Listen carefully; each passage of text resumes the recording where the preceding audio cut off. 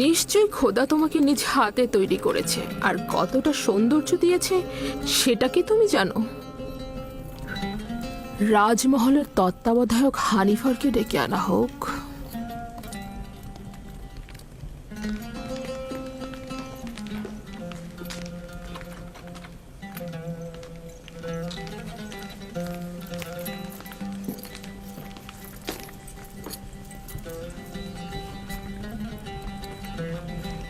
এটি সে তার বালিশের নিচে লুকিয়ে রেখেছিল।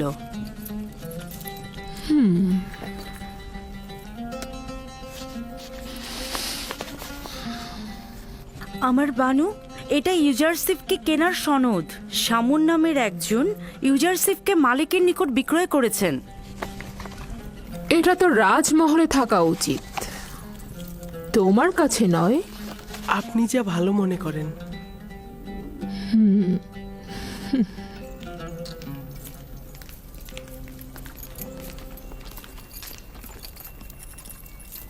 বলুন আমার বানু। ইউজারশিপকে তোমার কাছে অর্পণ করলাম। আমি চাই তাকে যথার্থ প্রশিক্ষণ দেয়া হোক। রাজমহলের চালচলন এবং আচার ব্যবহার তাকে শিক্ষা দেয়া হোক। এ ব্যাপারে আপনার ওপর আমার যথেষ্ট বিশ্বাস রয়েছে। আপনি ইউজারশিপকে সঠিক শিক্ষা প্রদান করতে পারবেন।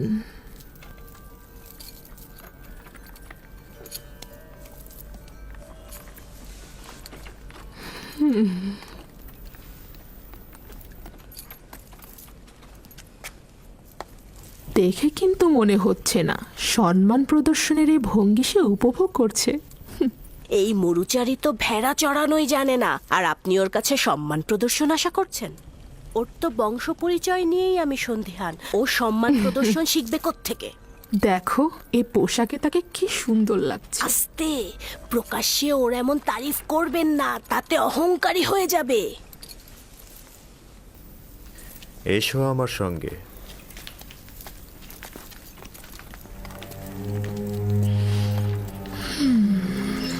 এতক্ষণ যে কামরাটিতে ছিলে সেটাতে বানু জুলেখা ও পুতিফারের একান্ত লোকজনই আসতে পারে।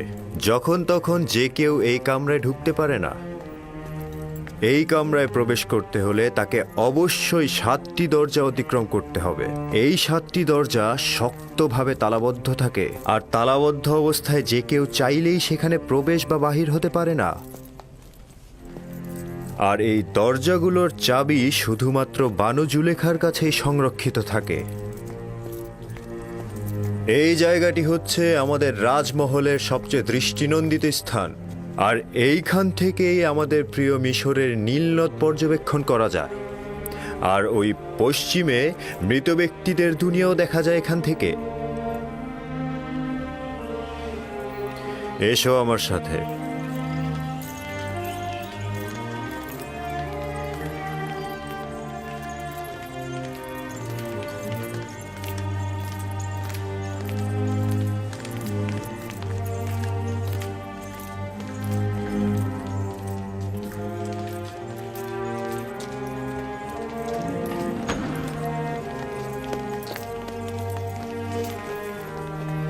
এটি বানু জুলেখার নির্দিষ্ট কামরা। তিনি অত্যন্ত দাম্ভিক ও অভিজাত পরিবারের সন্তান। তোমাকে সতর্ক থাকতে হবে, কখনোই তার ফরমানের অবাধ্য হওয়া যাবে না। চলো যাই।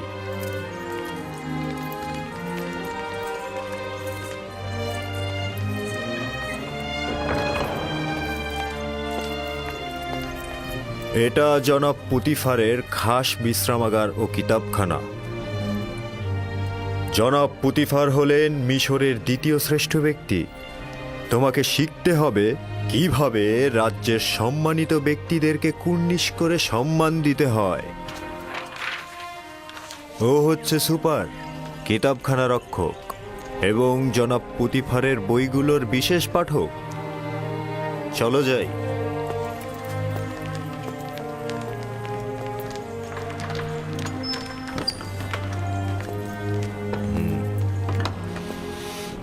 এই কক্ষটি হচ্ছে জনাব পুতিফার ও বানু জুলেখার আহার কক্ষ।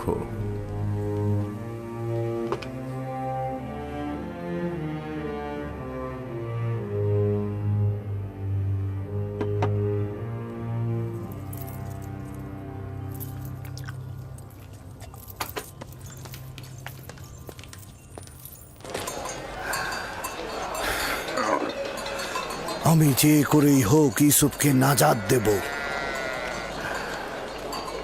তার মুক্তির পথ খুঁজবো। এমন ভাবে বললেন যেন ইউসুফ জেলখানায় আর আপনি তাকে মুক্ত করবেন।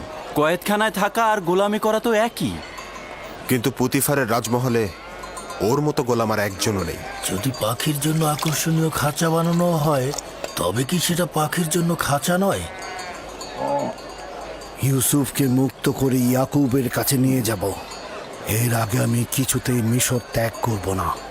কিন্তু আপনি দেখেছেন পুতিফার আর ওর স্ত্রী ওকে কতটা ভালোবাসে। কিন্তু ইয়াকুব নবীর তুলনায় তা নগণ্য। ইউসুফের বিচ্ছেদে না জানি ইয়াকুবের কি অবস্থা হয়েছে। কিন্তু মালিক, ইউসুফ তো নিজেই বলেছে তার মিশরে আসাটা খোদাবন্ধের ইচ্ছায়। এটি আমার সর্বশেষ বাণিজ্য। যত দ্রুত সম্ভব জিনিসপত্র বিক্রি করে ব্যাবেলে ফিরে যাও। কি?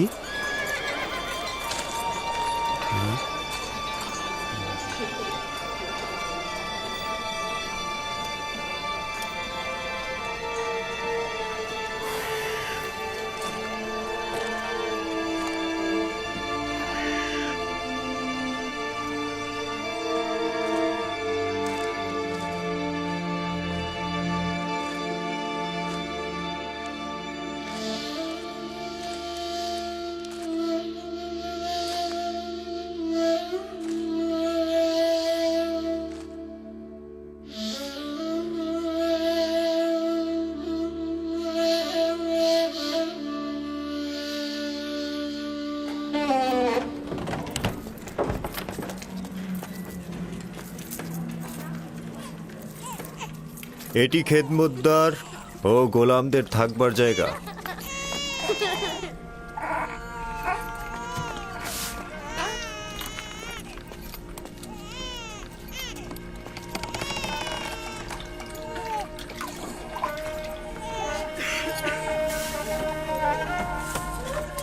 জনাব হানিফার এসেছে, জনাব হানিফার এসেছে, জনাব হানিফার এসেছে। এরা সকলেই জনাব পুতিফারের রাজমহলের খেদমতদার। এরা মহলের বিভিন্ন অংশে কাজ করে থাকে। কেউ কেউ প্যাপিরাসের খামারে কাজ করে, আবার কেউ কেউ তুলা চাষও করে।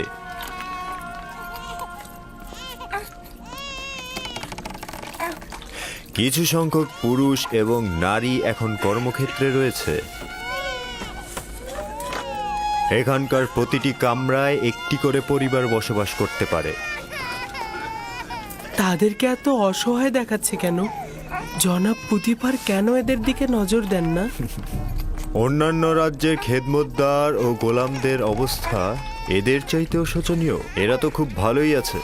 আমরা তাদের এখানে থাকার জায়গা ও খাবারও দিচ্ছি, তাছাড়া তাদের বাচ্চা কাচ্চাদের রক্ষণাবেক্ষণও করছি। আমি কি এদের দেখতে আসতে পারি? কেন নয়?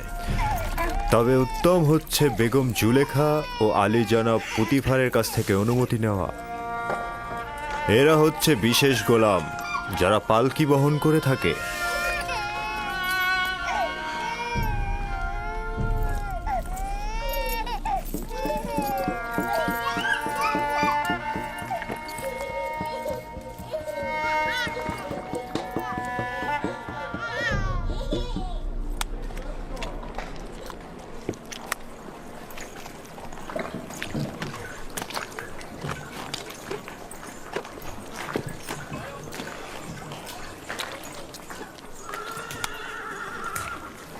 এখানে প্যাপিরাস থেকে লেখার কাগজ তৈরি হয়।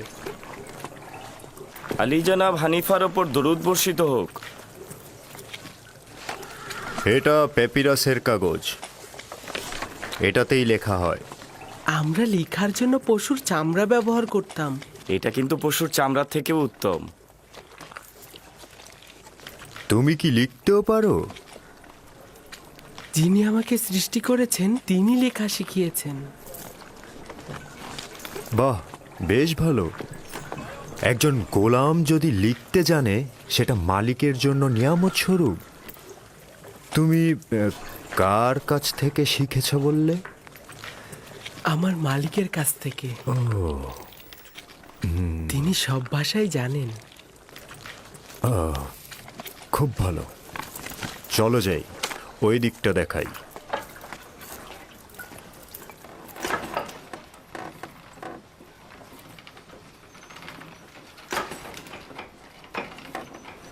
এটি হলো কাতান বুননের স্থান। কাতান কি? কাতান হচ্ছে সেই কাপড় যেটাকে কোমরে পেঁচিয়ে পরিধান করে থাকি আমরা, এবং এই কাপড়টা দিয়েই লেবাস তৈরি করি। সবচাইতে মোলায়েম যে কাতানটি তৈরি করা হয় সেটার নাম কাতানে সালাতানাতি। শুধু রাজমহলের বাসিন্দাদের জন্যই এ কাতান তৈরি করা হয়। বানু জুলেখার আকর্ষণীয় যে কাতানগুলো আছে সেগুলো এখানেই তৈরি হয়। চলো যাই।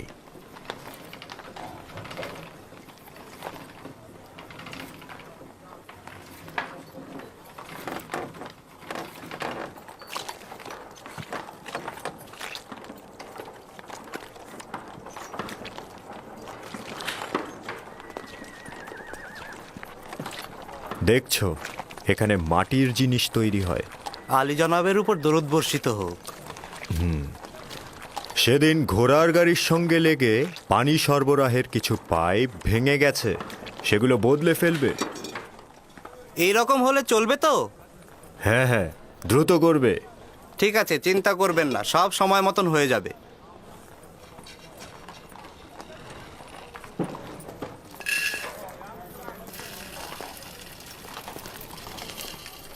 এটি খাদ্য সরবরাহের ভাণ্ডার। রাজমহলের সমস্ত খাবারের উপকরণ এখানেই রাখা হয়।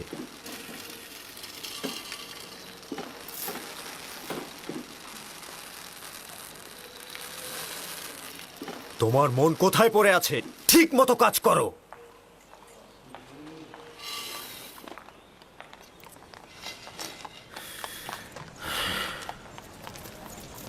ভুলে যেও না, এখন থেকে তোমাকে তলব করে সওয়াল করা না পর্যন্ত কোনো জবাব দেবে না। কি মনে থাকবে? বানু জুলেখা একজন দাম্ভিক নারী। কখনো কখনো সে রাজসভার সদস্যদের সঙ্গেও কঠোর আচরণ করেন। ছেড়ে দাও, আমি এই কাজ করিনি। বিশ্বাস করো, আমি এই কাজ করিনি। আমাকে ছেড়ে দাও, আমাকে ছেড়ে দাও, আমি করিনি।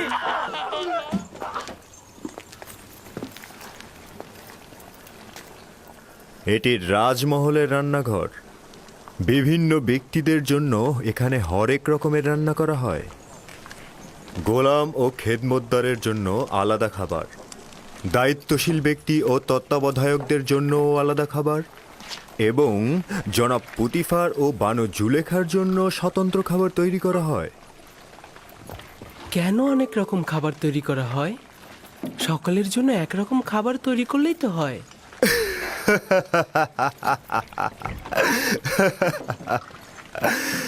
এটা কি করে সম্ভব? জনাব পুতিফার ও বানু জুলেখার গোলাম ও খেদমতদারগণ তো এক সমান নন।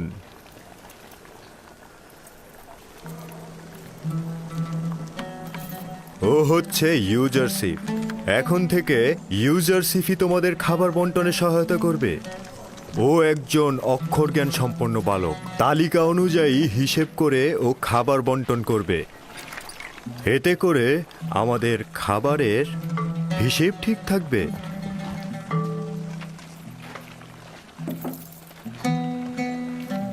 দেখেছো তোমাকে কত আগ্রহের সঙ্গে দেখছে, আর তোমার জন্যই এখানে জড়ো হয়েছে সবাই। তোমরা এখানে কি চাও? নিজেদের কাছে যাচ্ছ না কেন?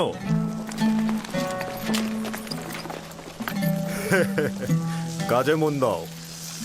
চলো ইউজারশিপ।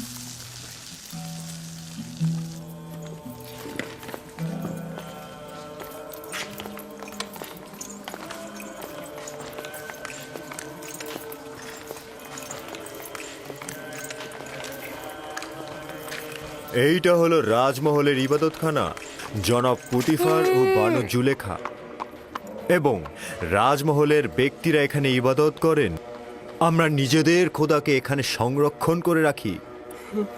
তার মানে আপনাদের খোদার থাকার জন্য বসবাসের জায়গা দরকার? অবশ্যই দরকার। খোদাকে তো আর খোলা আকাশের নিচে রোদ বৃষ্টিতে রাখা যায় না।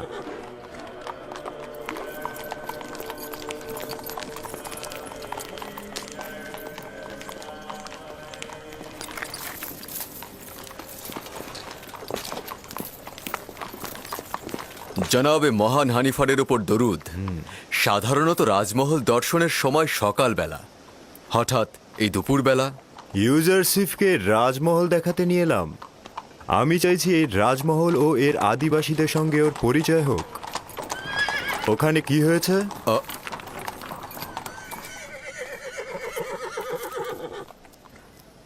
রাজমহল থেকে জোহর চুরি হয়েছে।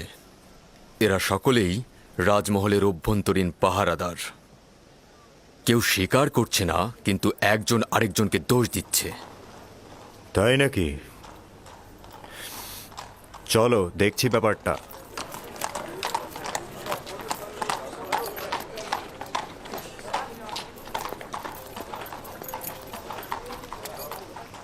এদের দুজনকেই হাত পা বেঁধে রাজমহলের সামনে রশি দিয়ে ঝুলিয়ে চাবুক পেটা করা হোক। যতক্ষণ পর্যন্ত না স্বীকার করবে চলতেই থাকবে। আমাকে ছেড়ে দিন, আমাকে ছেড়ে দিন, আমি এই কাজ করিনি, আমাকে ছেড়ে অযথা দিন। চিৎকার করবে না, যা বলার একজন করে বলো।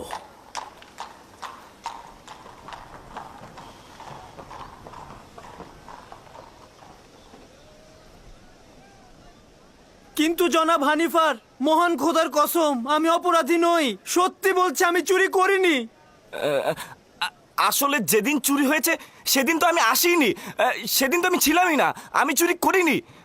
আমরা তো অবশ্যই দোষীকে খুঁজে বের করতে সক্ষম হব, তাই না? এর চাইতে উত্তম হবে দোষ স্বীকার করো, নয়তো পরিণতি খুব ভয়াবহ। সে বলেছে তুমি তার গাফিলতির সুযোগে খেদমত মহলে প্রবেশ করেছো। আমি প্রবেশ করেছি? আমি তো সেদিন আসিনি। ও মিথ্যে কথা বলছে, মিথ্যুক কথাকার। ভুল করেছি, তখনই ওকে ধরা উচিত ছিল আমার। আমি খোদার নামে কসম কেটে বলছি, আমি নিজ চোখে দেখেছি ওকে চুরি করতে।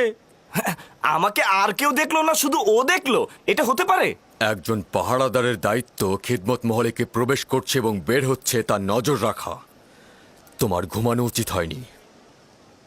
তুমি দোষী, কেননা তুমি কাজের সময় ঘুমিয়েছ আর তোমার পক্ষে কোনো সাক্ষীও নেই। কিন্তু আলী জনাব, আমি সত্যি করে বলছি, আমি চুরি করিনি। দুঃখিত। নিনিফার কোপাতাকে আজাদ করুন এবং ওকে জেলখানায় পাঠিয়ে দিন। আলী জনাব, আমি চুরি করিনি, আমি চোর নই, আমি সত্যি বলছি, আপনারা আমাকে রহম করুন। খোদার কসম কেটে বলছি, আমি। তোমার জবান বন্ধ করো। নীলিফার, তুমি খোদার ক্রোধে আগুনে জ্বলবে। কেন সত্যি বলছো না? আলী জনাব, আমি চুরি করিনি, আমি সত্যি বলছি, খোদার কসম। আমি চোরকে শনাক্ত করতে পারবো। না পুত্র আমার, এটা তোমার কাজ নয়। আমি আপনাদেরকে নিশ্চয়তা দিচ্ছি, আপনারা কি চোরকে শনাক্ত করতে চান না? চাই, কিন্তু তুমি কি করে চোরকে শনাক্ত করবে? আমার আব্বাজান শিখিয়েছে, তিনি ফয়সালা নির্ধারণে দক্ষ ছিলেন।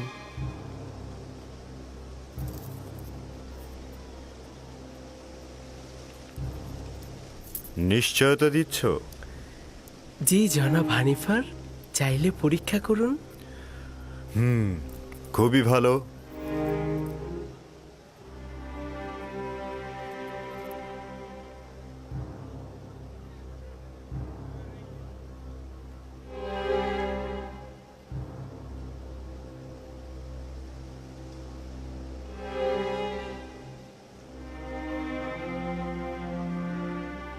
আমি জানি চোরকে। আমি আশা করছি সে নিজে থেকে দোষ স্বীকার করে তার শাস্তি কমিয়ে নেবে। আসলে যেদিন রাজমহলে চুরি হলো সেদিন আমার পাহারার দায়িত্বই ছিল না, আমি তো সেদিন আসিনি। আমি যে চুরি করিনি এটার কোনো সাক্ষী নেই, তবে সত্যি করে বলছি, আমি নিজ চোখে নীলিফারকে চুরি করতে দেখেছি, খোদার কসম। আমি গুনাহগার ব্যক্তিকে শনাক্ত করতে সক্ষম হয়েছি, আর কিছুক্ষণের মধ্যেই আমি তা প্রমাণ করে দেব। জনাব হানিফার, আমি চোরকে শনাক্ত করে ফেলেছি। আপনি অবশ্যই তার গর্দানটা কেটে ফেলবেন। আমি শুধু চাইছি তাকে শনাক্ত করতে। একবার শুধু শনাক্ত হোক। তাকে কোনরূপ ক্ষমা করা হবে না, শুধু শনাক্ত করুন। জনাব রুদামুন, এই দুজনকেই বাগিচার কাছে নতজানু করা হোক।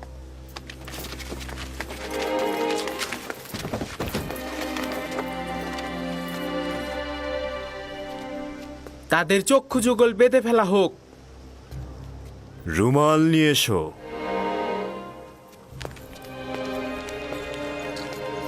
তার হাত বেঁধে ফেলো।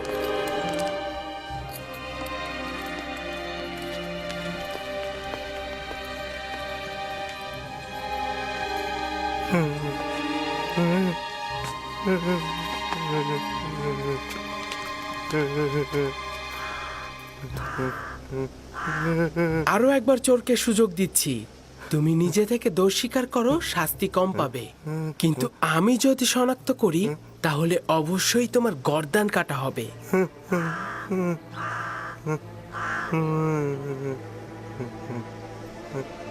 সেই চোর, আপনার তরবারি বের করুন।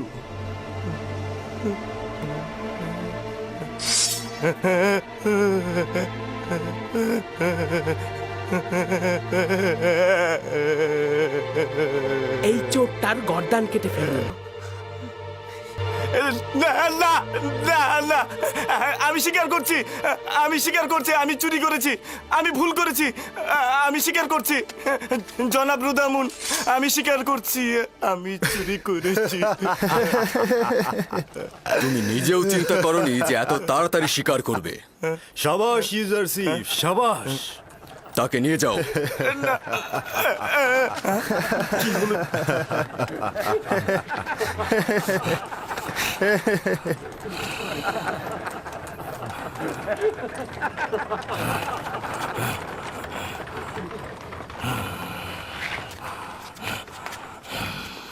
সাবাস পুত্র আমার, চিন্তিত ছিলাম। আমি ভাবতেই পারিনি যে তুমি পারবে। শুক্রিয়া জ্ঞাপন করছি, অনেক অনেক কৃতজ্ঞতা জ্ঞাপন করছি। আমি গুনাহ না করেও শাস্তি পেতে যাচ্ছিলাম। অনেক অনেক শুক্রিয়া। তোমাকে দোষী করেই তোমার জীবন বাঁচানো হলো, তাছাড়া আসল চোরকে ধরতে পারতাম না। তুমিও একেবারে গুনাহীন নও, আর একবার যদি দায়িত্বের অবহেলা করো তাহলে কঠিন শাস্তি প্রদান করা হবে। আজ্ঞা শিরোধার্য, এরকম আর হবে না। শুক্রিয়া, শুক্রিয়া। খুবই ভালো পুত্র আমার, চলো যাই, আমার সঙ্গে এসো। কি দারুণ বুদ্ধি রে বাবা! এই দেখলে কিভাবে চোরটাকে ফাঁদে ফেললো? যেমন বুদ্ধি তেমনই সুদর্শন। আমার তো বিশ্বাসই হচ্ছে না, একটা বালক কি করে এই কাজ করলো।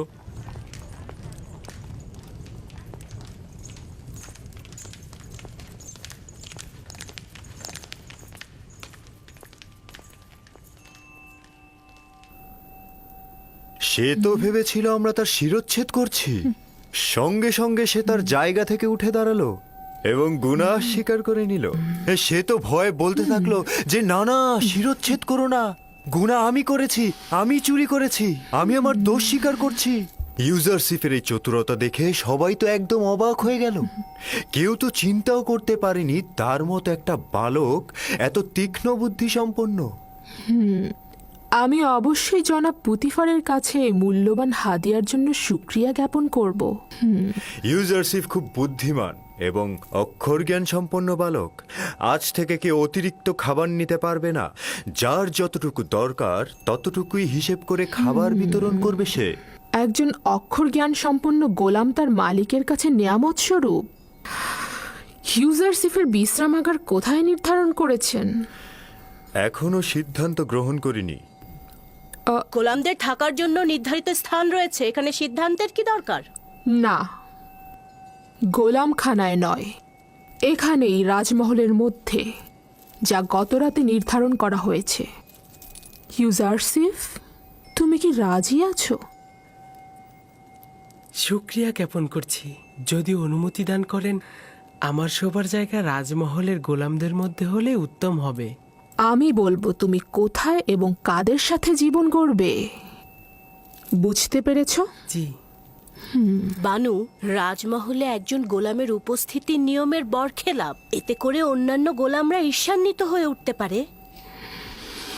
যখন আমি এবং এই মহলের প্রভু পুতিফার তার প্রতি আকৃষ্ট হয়েছি, তখন আর কারো হক নেই তার প্রতি দৃষ্টি দেয়ার।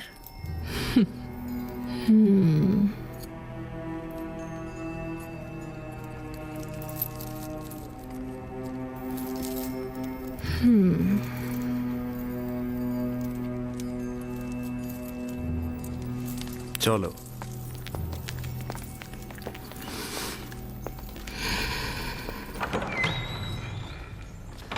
ইউজারসিফ, পুত্র আমার কোনো পুত্র সন্তান নেই। আমাকে তোমার পিতার ন্যায় জানবে এবং যে কোনো মুশকিলে আমাকে স্মরণ করবে। শুক্রিয়া জ্ঞাপন করছি।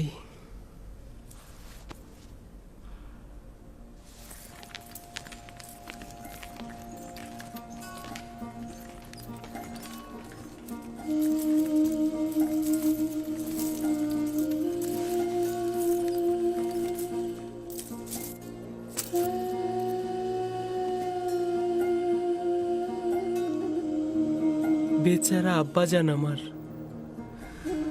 খোদাবান তাকে সবর করা তৌফিক দিন।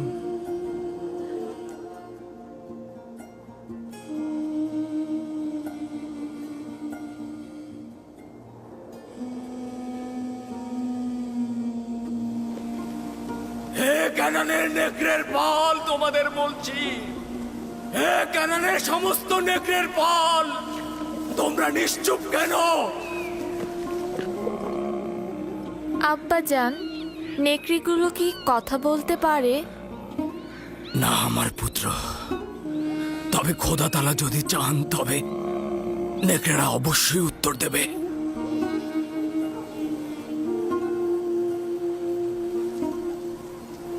দেখো দেখো আমার পুত্র, ওই যে একটা নেকড়ে, দেখো ওরা আসছে।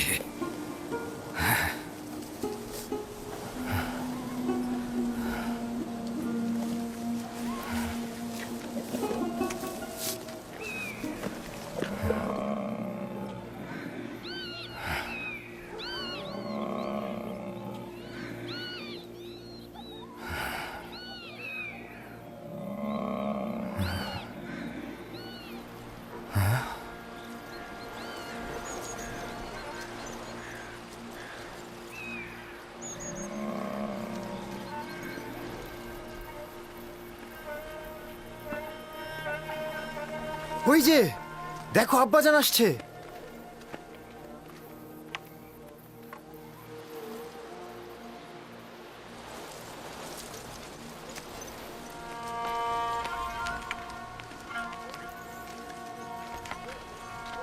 এখনো বলো, তোমরা তোমাদের ভাইয়ের সাথে কি করেছো?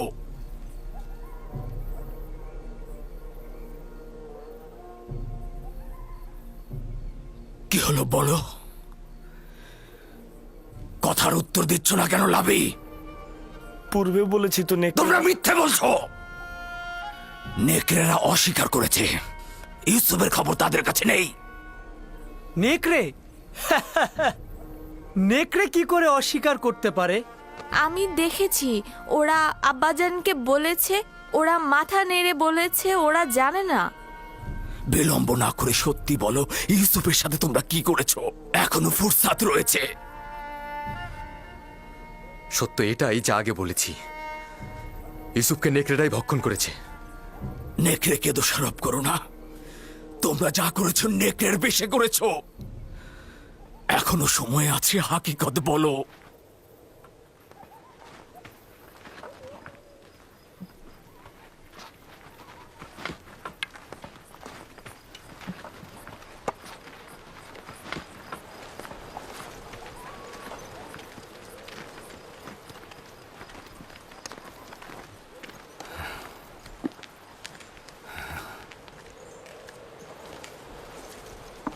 খোদা তারা সবাইকে তওবা পড়ার ফুরসাত দেন না।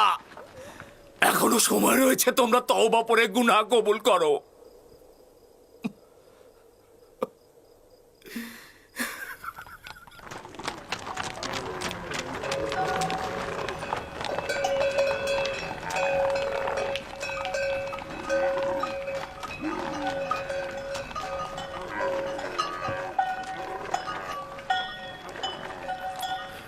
আপনার উপর দরুদ বর্ষিত হোক।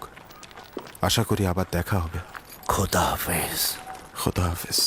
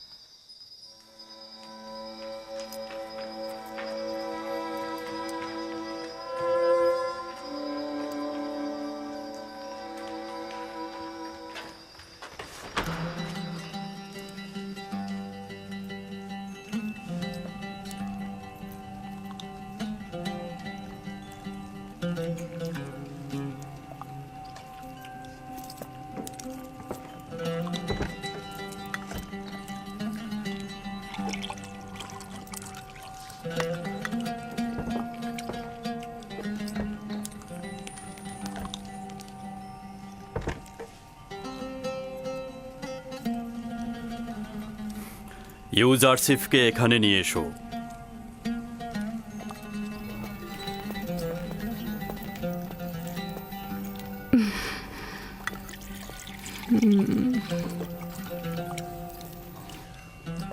এতদিন তোমার সঙ্গে জীবনযাপন করে আমি উপলব্ধি করলাম যে আমি কখনো সন্তানের অধিকারী হব না। আমি তোমাকে জননীর নিয়ামত থেকে বঞ্চিত করতে চাই না। আমাদের খুব বেশি বছর হয়নি আমরা নিকাবন্ধনে আবদ্ধ হয়েছি। কে জানে ভবিষ্যতে আমরা সন্তানের অধিকারী হতেও পারি। পূর্বে থেকেই জনাব পুতিফারের প্রতি আমার ভালোবাসার সন্তান না থাকার কারণে নয়, বুঝতেই পারছেন। তোমার মহব্বতের প্রতি আমার বিন্দুমাত্র সন্দেহ নেই। আমি ইউজারসিফকে ঠিক এই কারণেই তোমার কাছে অর্পণ করেছি। আমি জানি এরকম একটা সন্তান তুমি যদি পাও তবে তুমি এতে অবশ্যই আনন্দিত হবে। কোনো কিছুই আপনার মহব্বতের তুলনায় আমাকে আনন্দিত করবে না। ইউজারসিফকে আমি আপনার হাদিয়ার ন্যায় মহব্বত করব।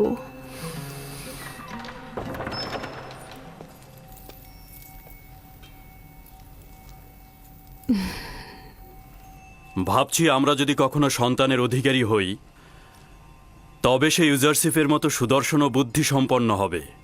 আমার মনে হয় সে ইউজারসিফের মতো তীক্ষ্ণ বুদ্ধিসম্পন্ন নাও হতে পারে। তুমি এমন কি করেছো যে বানু জুলেখা তোমার এত তারিফ করছে? আজকে ইউজারসিফের চতুরতা জওহর চোরকে ধরার জন্য সকলকে হতবাক করে দিয়েছে। আলী জনাব, আজ রাজমহলের সর্বত্র ইউজারসিফের বুদ্ধিমত্তার প্রশংসা হচ্ছে। সকলে বলা বলি করছে ইউজারসিফের কারণে একজন নির্দোষ ব্যক্তি মুক্তি পেয়েছে। প্রথম দিনই ইউজারসিফ এটা প্রমাণ করল যে বানু জুলেখার উপযুক্ত সন্তান হতে পারবে সে।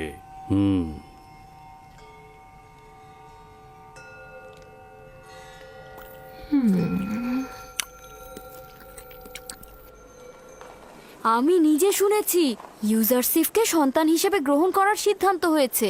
তাই নাকি?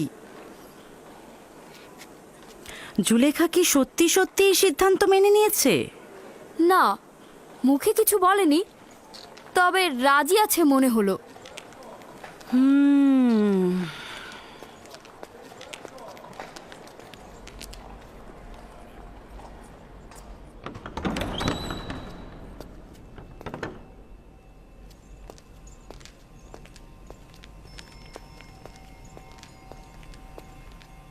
বানু, এই গুজব কি সত্যি যা সর্বত্র ছড়িয়ে গেছে?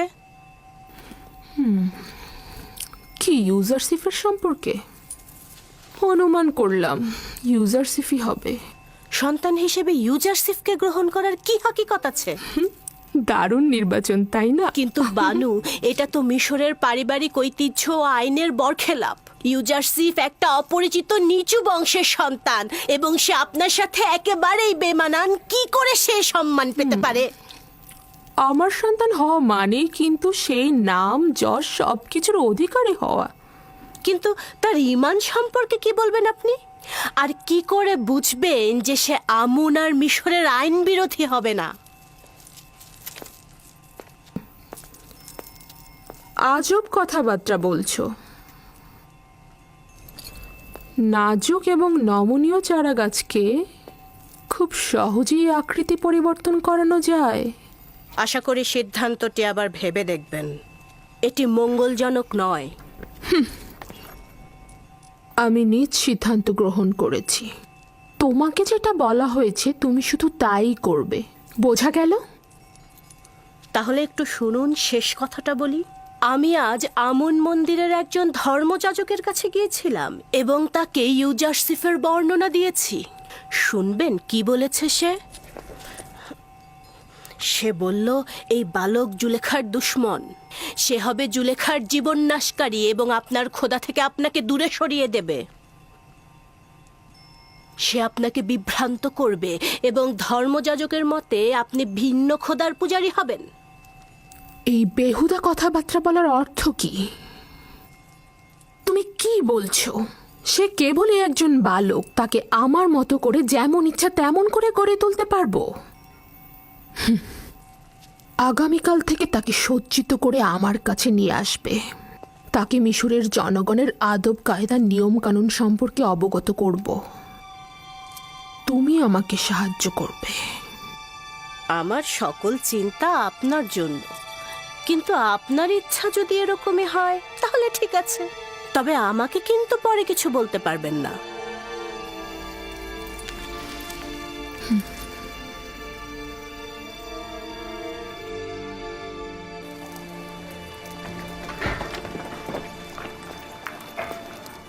জনাব পুতিফারের খাবার নিতে এসেছি, হয়েছে? ইউজারসিফ না আসা পর্যন্ত খাবার দেওয়া হবে না। ইউজারসিফকে খাবারের দায়িত্ব দেওয়া হয়েছে। ইউজারসিফ খুব ভাগ্যবান একটা ছেলে, ওকে পুতিফার ও জুলেখা চাচ্ছে নিজের সন্তান হিসেবে স্বীকৃতি দিতে।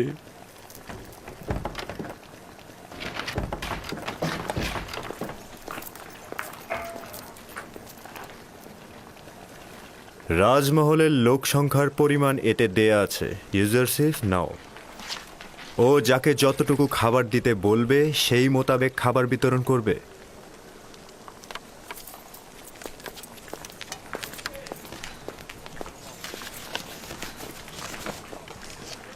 পাহারাদারদের 20 জনের খাবার।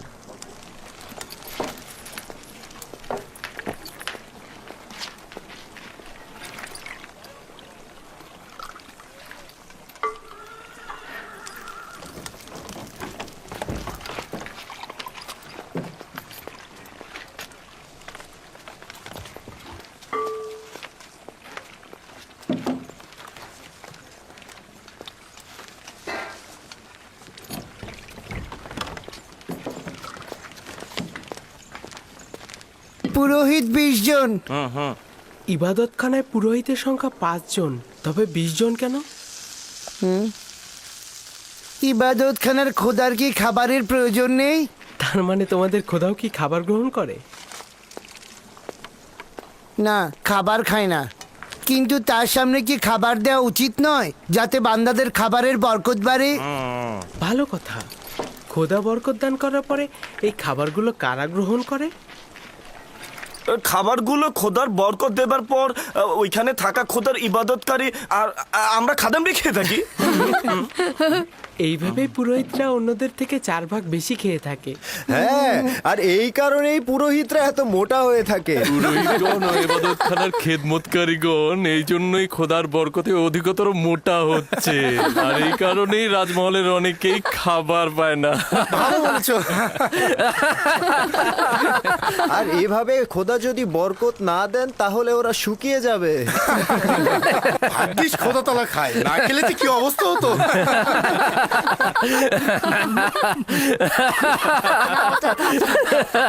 অনেক হয়েছে।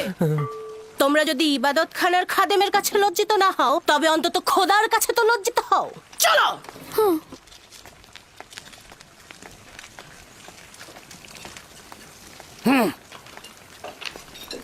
দেখবে, উনি গিয়ে ইউজারসিফের নামে ষড়যন্ত্র করবে।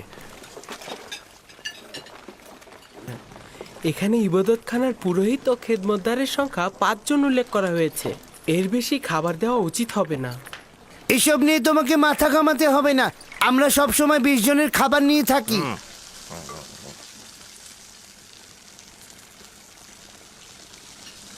আজ যতটুকু চায় ততটুকু দিয়ে দিন। জনাব হানিফার এর সমাধান করবেন।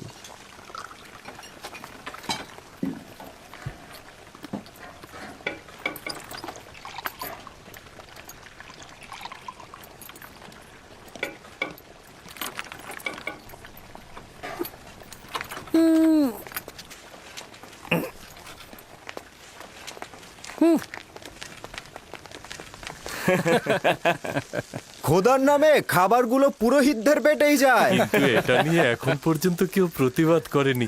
সাবাস পুত্র, সাবাস পুত্র, সাবাস। সাবাস। সেদিন নীলিফার আচ্ছা মতো অপদস্থ হয়েছে, আজ হলো খাদেমরা। বাপরে বাপ, সেই দিন নীলিফার কুপ্তাকে যেইভাবে চোর প্রমাণিত করলো। বালকটি সাহসী ও বুদ্ধিমান। এই হানিফার আসছে। কি ব্যাপার, কি করছো ইউজারসিফ? কোনো মুশকিল হয়নি তো আবার? না আলী জনাব, ওর সাথে ইবাদত খানার খাদেমদের বিরোধ হয়েছে। খাদেমদের অতিরিক্ত খাবার নেয়ায় ও আপত্তি জানিয়েছে। কারি মামাও তখন এখানে ছিল। আমার মনে হয় পুরোহিতগণ এবং কারি মামা এই বালকটির বিরুদ্ধে ষড়যন্ত্র করবে।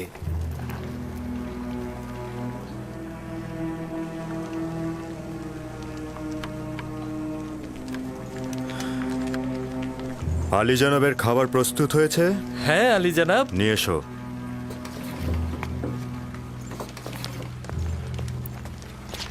তুমিও এসো ইউজারসিফ। সবাইকে তালিকা অনুযায়ী খাবার বিতরণ করবে ইউজারসিফ না আসা পর্যন্ত। এসো।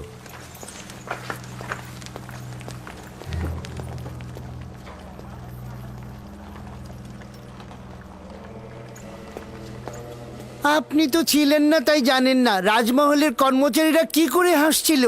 রাজমহলের কর্মচারীরাও তার সাথে ছিল।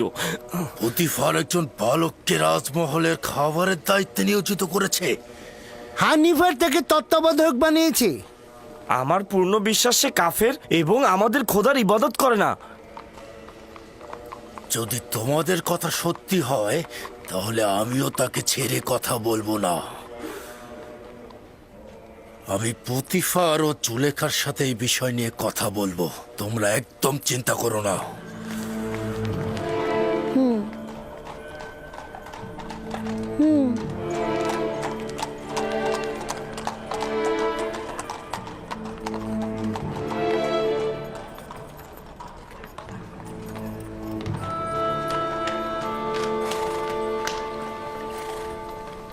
ইউজারসিফ, ইউজারসিফ, তোমার সঙ্গে কথা আছে। মেনিসাপু, কি হয়েছে? এখানে কি করছো? তুমি আমাদের খোদার ইবাদত করো না কেন? তুমি কি কাফের? তোমার উদ্দেশ্যটা কি? পুরোহিত মেঙ্গি পুরোহিত খুপুকে বলছিল যে তুমি নাকি কাফের, আর এটা যদি প্রমাণিত হয় তবে তারা তোমাকে জীবিত রাখবে না। যদি আমার খোদা না চায় তাহলে কোনো কিছুই হবে না। তার মানে কি তুমি সত্যি সত্যি কাফের? তোমাকে নিশ্চয়তা দিচ্ছি আমি কাফের নই, আমি খোদার ইবাদতকারী। তার মানে কোন খোদা? তোমার খোদা, আমার খোদা, আমাদের সকলের খোদা। খুবই ভালো, যাক আমি শান্তি পেলাম। তুমি কি জানো খোদা তাআলা তোমাকে নাজাতের জন্য আমাকে পাঠিয়েছে? আমাকে কিছু বললে? না না, আমি নিজের সঙ্গেই কথা বলছিলাম। কিছু হয়নি, তুমি যাও। এসো আমরা খেলা করি। আচ্ছা ঠিক আছে, আমি আসছি।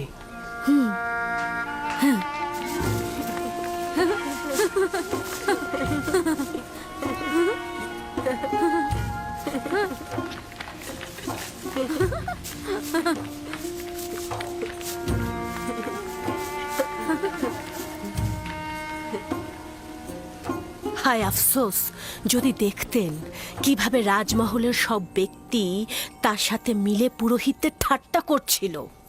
কিভাবে একজন বালক ইবাদতখানার পুরোহিতগণের ঠাট্টা এবং উপহাসের কারণ হলো? কারণ ও প্রতীকীভাবে বলছিল পুরোহিতগণ খোদার নামে খাদ্য সংগ্রহ করে নিজেরাই তা ভক্ষণ করে। ঠিক আছে, আমি তার সঙ্গে কথা বলবো। আমার সন্দেহ অমূলক নয়। সে আমুন কেন কোনো খোদাকেই পূজা করে না। জনাব পুতিফার আপনার জন্য অপেক্ষা করছে। দুপুরের খাবারের সময় হয়েছে। বানু, এই বালকটার দিকে নজর রাখা প্রয়োজন। যদি ইবাদতখানার মালিক ক্রোধান্বিত হয় তাহলে তার সাথে সাথে আমরাও বিপদে পড়ব।